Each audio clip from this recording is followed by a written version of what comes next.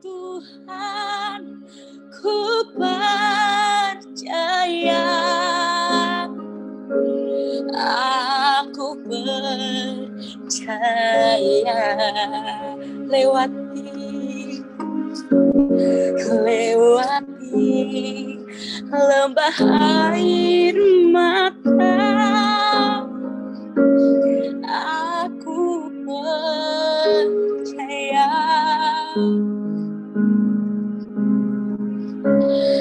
firman-Mu ya dan amin.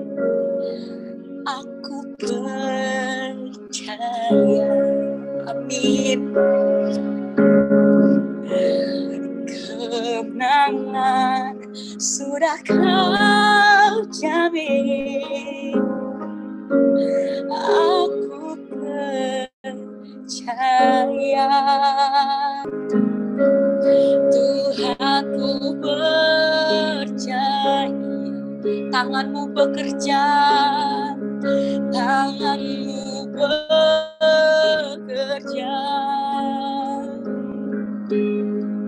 yang berharap kepadamu takkan Kau biarkan. Dari Bekasi terbang jauh ke Kupang. Lain yang nyampein juga positif COVID ini. Cuma beda kelas aja. Saya kelas rumah sakit, dia kelas rumah. Oke, Tio Lisumlang akan share. Oke, thank you Kasten. Luar biasa. Selamat pagi teman-teman, kakak-kakak semua. Boleh lambaikan tangan. Setiap kita siap sedia, harus selalu siap sedia dalam segala hal. Karena setiap hari itu peperangan. Sadar atau tidak sadar bahwa setiap hari itu kita lewati peperangan. Apapun peperangan kita, macam-macam. Kalau tadi seperti Kasten bilang, kalau saya lagi dalam peperangan COVID-19. Ada beberapa dari kita juga mengalami itu, tapi puji Tuhan kita harus bersyukur, kita harus tanamkan di hati, kita harus tahu bahwa kita adalah prajurit Kristus, prajuritnya Tuhan. Apa sih yang bikin prajurit itu kalah? Prajurit itu harus menang gitu, apalagi namanya prajurit Kristus. Apa sih yang bikin prajurit Kristus kalah? Saya belum pakai pertanyaan menang dulu ya. Apa sih yang bikin prajurit Kristus kalah? 1. Ketakutan. Itu dulu deh. Kita mau belajar hari ini dari seseorang Yosafat, di mana saat dia mendengar kabar-kabar, dia mendengar sesuatu bahwa dia akan diserang gitu. Responnya dia adalah dia takut. Tapi ada hal luar biasa dari ketakutan. Siapa sih yang tidak takut gitu? Kalau mendapatkan satu berita, satu peperangan yang kita belum tahu perangnya gimana ini. Tapi memang respon semua orang pasti takut. Tapi ada hal luar biasa dari Yosafat yang kita akan belajar hari 2 Tawarik 20 ayat 1-3. Yosafat takut karena dengar ada kabar berita akan ada penyerangan untuk mereka. Sekarang pertanyaan untuk kita, apa sih yang bikin kita takut hari-hari ini? Apa sih ketakutan terbesar yang kita alami hari-hari ini sebagai prajurit Kristus? Ingat, kekalahan prajurit Kristus adalah ketika dia takut. Ketika mendengar sesuatu pasti, apalagi penyerangan seperti ini, pasti ada rasa takut, pasti. Tapi kita akan belajar bagaimana respon dari Yosafat. Apa sih yang bikin kita takut hari-hari ini? COVID-19, kematian, ketidakpastian, masing-masing kita beda-beda ya ketakutannya. Nah, dalam ketakutan, kerennya Yosafat, yang dicari adalah Tuhan. Bapak, Ibu, Saudara, ya ada Bapak, ada Ibu ya. Dalam ketakutan siapa yang kita cari? Ya. Dalam ketakutan, siapa yang kita cari sangat menentukan. Siapa yang kita cari sangat menentukan. Bukan apa yang kita punya, tapi siapa yang kita punya. Saya mau katakan prajurit Kristus bukan apa yang kita punya, senjatakah, apa, tamengkah, apalagi, strategikah. bukan apa yang kita punya, tapi siapa yang kita punya. Ini hal pertama yang harus kita ingat kembali, siapa yang kita punya. Lalu ketika siapa yang kita punya, siapa yang kita cari. Cari dahulu itu siapa. Saya pernah dulu, ada mentor saya di sini, kalau saya punya masalah, masih awal-awal dulu, kalau saya punya masalah sedikit saja gitu, saya langsung cari dia. Ci, di mana Ci? Tolong Ci, gini. Nah, orang pertama yang saya cari mentor gitu. Karena saya merasa bahwa dia bisa memberikan solusi untuk saya gitu. Tapi lalu kami belajar bahwa yang dicari harus Tuhan. Bukan mentor, bukan siapa yang berkuasa. Bapak Ibu Saudara, Yosafat ini dia bisa cari pertolongan dari orang-orang sekitar, dari raja-raja sekitar. Dia bisa cari pertolongan untuk membentengi dia gitu. Tapi luar biasanya di ayat 3 ini, saat Yosafat takut, dia mencari Tuhan. Silakan ganti nama saudara. Nama saya Tior. Saat Tior takut, Tior cari Tuhan. Siapa yang kita cari saat takut sangat menentukan. Ketakutan itu akan bertambah panjang, ketakutan itu akan bertambah dalam, atau dipangkas dalam sehari. Bukan dalam sehari, dalam sedetik gitu. Bisakah? Bisa, sangat bisa. Tergantung siapa yang kita cari. Kenapa? Karena bukan apa yang kita punya, tapi siapa yang kita punya sangat menentukan. Luar biasanya adalah saya mau buka dari awal ini bahwa bahkan Yosafat dan perlu sampai ke medan perang. Mereka tidak perlu sampai berperang, tapi mereka mendapatkan kemenangan. Luar biasanya di situ. Rema saya kemarin, karena saya lagi belajar ini, saya bersyukur bahwa Tuhan janjikan sekalipun kita belum masuk ke medan perang, kita sudah menang. Katakan amin. Lalu gimana dengan saya yang sudah ada di medan perang? Tetap percaya kemenangan pasti, asalan satu tadi, siapa yang kita punya. Puji Tuhan, Tior punya Tuhan yang besar. Tadi Kak Alda bilang ganti namamu. Tior punya Tuhan yang besar, lebih besar dari apapun. Lebih besar dari ketakutan yang kita punya sekalipun. Amin. Luar biasa. Kenapa sih kita ketakutan? Kenapa sih harus menentukan? Siapa yang kita punya menentukan? Karena kalau kita seorang pemimpin, keputusan yang kita ambil, keputusan di dalam ketakutan yang kita ambil sangat berdampak untuk orang lain.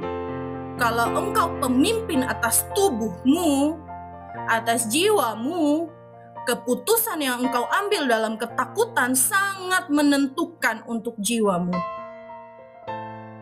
Jadi hati-hati. Siapa yang kita punya saat takut? Siapa yang kita cari saat takut? Itu sangat menentukan. Kita berlanjut di ayatnya yang keempat. Tuhan, luar biasa, saya suka di kata Yehuda berkumpul. Berkumpul bicara tentang bersatu.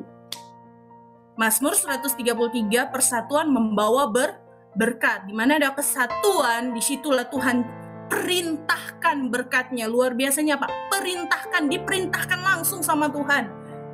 Saat-saat ini bukanlah waktunya untuk saling menyerang, saling menghakimi, saling merasa bahwa diri saya yang paling benar, dia nggak benar.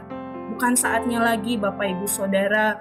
Ini saatnya kita untuk saling mengasihi. Kenapa? Luar biasa, ada slogan lama. Bersatu kita teguh, bercerai kita runtuh.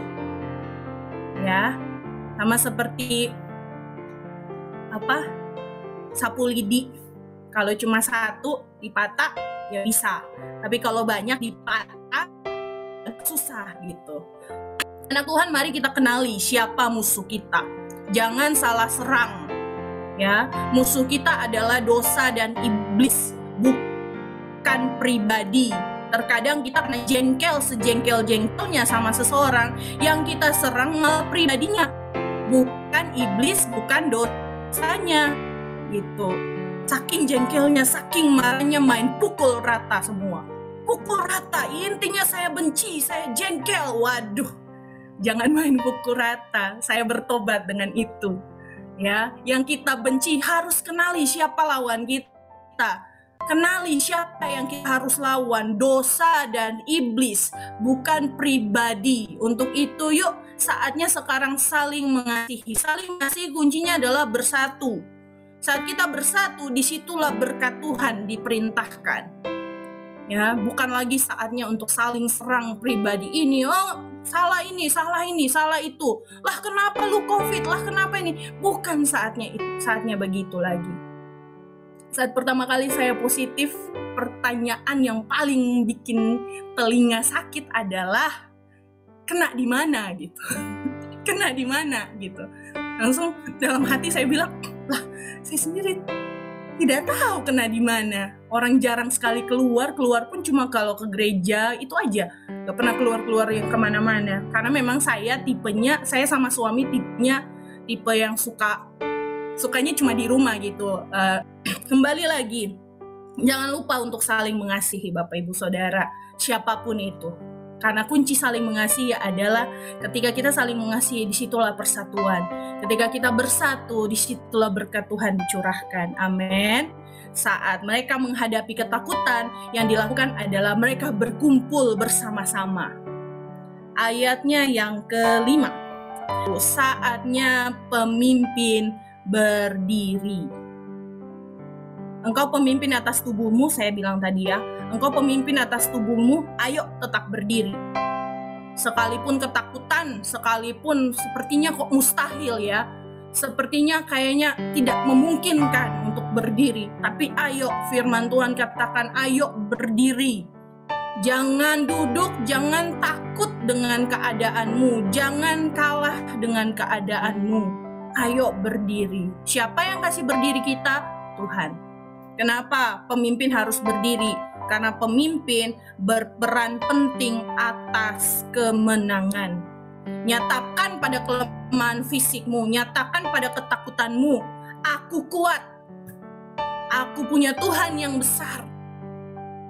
Nyatakan terus. Amin. Kita lanjut di ayatnya yang ke-7.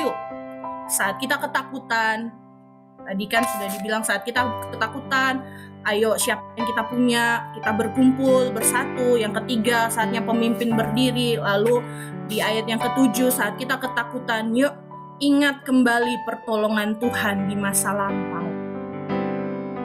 Ya, ingat kembali. Kalau Tuhan yang sama pernah menolong kita, Tuhan yang sama pun dengan kuasanya yang ajaib akan terus menolong kita. Amin. Terkadang kita lupa karena saking besarnya ketakutan, saking besarnya masalah, saking besarnya tekanan, penderitaan, kita lupa bahwa Tuhan pernah loh tolong kita. Tuhan pernah loh meloloskan kita. Saya ingat kisahnya Daud. Saat Daud mau lawan Goliat. Saat Daud mau lawan Goliat, Saul ragu. Daud bilang, Tuhan yang sama yang pernah Daud ingat bahwa Tuhan yang sama yang pernah tolong dia saat lawan singa, Tuhan yang sama pun yang tolong dia. Saya bilang, wow, luar biasa ya Tuhan, ampuni saya gitu. Sering lupa. Padahal Tuhan sudah pernah tolong, Tuhan sudah pernah nyatakan kuasanya. Tapi kadang, ya karena ketakutan, karena intimidasi mungkin, karena beban, karena tekanan, kita lupa. Ayat yang ke-7 bilang, ingat selalu. Penting sekali untuk merenungkan. Saat saya positif COVID, saya langsung tiduran, karena memang suka tiduran. Saya renungkan lagi. Wah, dulu Tuhan pernah tolong ini, Tuhan pernah buat ini. Itu menguatkan sekali Bapak Ibu Saudara, membangkitkan iman, membuat kita tetap bisa berdiri, sama di kayak ayat 5 tadi, berdiri. Saat kita ingat pertolongan Tuhan, Tuhan pernah tuh tolong dulu dengan caranya yang luar biasa, dengan caranya yang ajaib, yang bikin hati wow gitu. Tuhan yang sama gitu akan tolong. Amin. Takut wajar, tapi jangan sampai biarkan ketakutan menguasai kita. Amin. Takut wajar, tapi jangan sampai bikin ketakutan itu berkuasa atas kita. Kenapa? Ketakutan ambil alih tuh damai sejahtera, harapan, kekuatan, sukacita, itu diambil alih semua. Kita nggak akan bisa punya itu. Tapi saat kita takut, yuk ingat kembali, remind. Ayo ingat, Tuhan pernah lakukan ini loh sama lu. Jangan mau kalah sama ketakutan. Damai sejahtera kita diambil, harapan kita diambil, kekuatan kita diambil, sukacita pun bisa diambil. Yuk pertahankan itu dengan menyatakan, Tuhan, kalau Tuhan pernah tolong saya, saat ini pun Tuhan dalam kesesakan ini pun Tuhan pasti tolong saya. Kalau belum saat ini ya sudah tidak apa-apa Tuhan. Kalau saat ini Tuhan mau tolong saya, terjadilah. Tapi kalau belum pun tidak apa-apa. Kenapa? Karena dia udah pernah tolong. Jaminan untuk kita ditolong itu pasti besar, pasti ada gitu. Yuk bangkitkan kembali iman kita dengan mengingat pertolongan Tuhan. Pertolongan yang spesial yang pernah Tuhan kerjakan untuk engkau. Amin. Ayat yang ke-8 saya bacakan, ayat 8 saya ingat sekali khotbahnya Kak Grace. Doa adalah pekerjaan besar. Dalam ketakutan, doa itu pekerjaan besar yang harus terus kita lakukan. Karena itu tidak akan bisa diambil dari kita. Saatnya mendekat dengan Tuhan, saatnya terus pepet Tuhan. Saatnya terus bangun sedalam-dalamnya hubungan dengan Tuhan. Lalu di ayatnya yang ke-13, bawa serta keluargamu, orang-orang yang bisa sepakat dengan engkau. Dalam kesepakatan keluarga, minimal suami dan istri, minimal 2 orang yang sepakat, itu sudah bikin iblis takut, gemetaran dia. Makanya yang diserang selalu keluarga, makanya yang diserang selalu suami istri. Sampai orang biasa bilang kalau suami istri cekcok itu biasa. No, suami istri memang boleh beda pendapat, tapi ayo segera selesaikan gitu. Ayo segera tuntaskan. Kenapa? Saat kita cekcok tidak ada kesepakatan, gimana mau lawan iblis, gimana mau masuk dalam peperangan gitu. Jangan pernah tertipu dengan cara dunia menyatakan bahwa tidak apa-apa suami istri berkelahi beda pendapat. Ya tidak apa-apa, tapi durasi untuk kita kembali mengokohkan kesepakatan kita sefrekuensi lagi suami istri itu harus terus diperbarui, harus cepat. Ketika 2 orang sepakat, disitulah iblis takut, ketakutan terbesar iblis. Masalah besarnya adalah bagaimana cara suami istri bisa sepakat. Luar biasa sekali di dalam pemuritan kami selalu bilang suami istri yuk ngobrol gitu. Ngobrol. Masalah terbesar suami istri adalah ketika suami dan istri tidak lagi ngobrol. Suami bilang, lah istriku pasti tahu semua yang aku mau perlukan. Istri bilang, suamiku harus tahu segala sesuatu yang aku mau. Gak bisa, harus ngobrol. Di saat kita ngobrol, kita dijadikan sefrekuensi.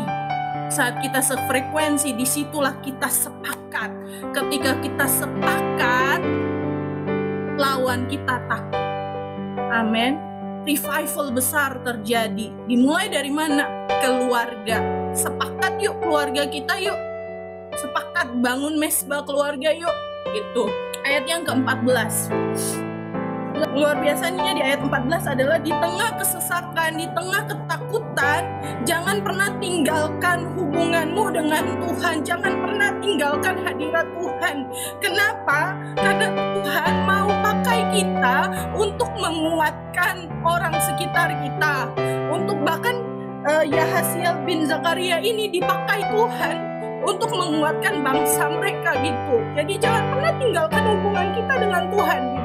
Saat kita dekat dengan Tuhan, melekat dengan Tuhan, kita bisa peka gitu. Tuhan maunya apa? Tuhan maunya gimana gitu.